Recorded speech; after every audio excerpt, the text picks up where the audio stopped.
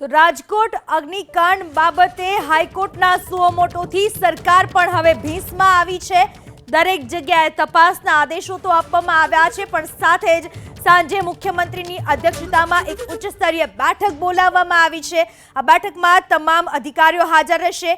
ગૃહ રાજ્યમંત્રી, રાજ્ય પોલીસ વડા પણ આ બેઠકમાં હાજર રહેશે અને તમામની સાથે બેઠક કરવામાં આવશે।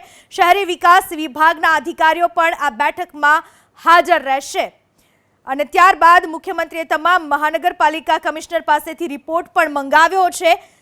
સાથે જે ઘટના બનવા પામી છે રાજકોટમાં, જે અગ્નિકાંડ ખેલાઈ ગયો, ત્યારબાદ અલગ અલગ શહેરોમાં પણ હવે તપાસનો દોર આદરવામાં આવ્યો છે।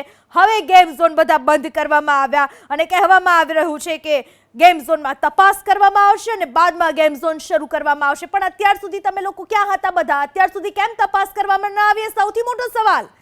જ્યારે આટલી મોટી ઘટના બની ગઈ છે અને હવે આ બેઠકોનો દોર શરૂ થશે અને બેઠકમાં તમામ વિભાગના વડાઓ પણ હાજર રહેશે। રાજ્યના મુખ્ય સચિવ સહિતના જવાબદારો બેઠકમાં હાજર રહેશે। મુખ્યમંત્રી ભૂપેન્દ્ર પટેલ પણ આજે સવારે પહોંચ્યા હતા, ઘટના સ્થળની મુલાકાત લીધી હતી, હોસ્પિટલમાં પણ ઇજાગ્રસ્તોની મુલાકાત લીધી હતી અને સાથે જ એમ્સની પણ મુલાકાતે પહોંચ્યા હતા। આજે સાંજે 5 વાગે બેઠક પણ મળવાની છે।